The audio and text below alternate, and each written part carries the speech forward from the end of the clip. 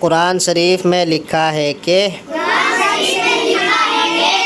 آسمان زمین ہوا پانی سورج چاند ستارے آدمی جاندار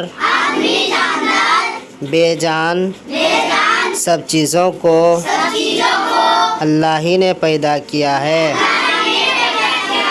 وہی روزی دیتا ہے، سب اس کے محتاج ہیں، وہ کسی کا محتاج نہیں۔ قرآن شریف میں لکھا ہے کہ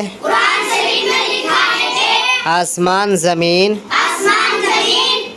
ہوا پانی سورج چاند ستارے آدمی جاندار بے جان سب چیزوں کو اللہ ہی نے پیدا کیا ہے۔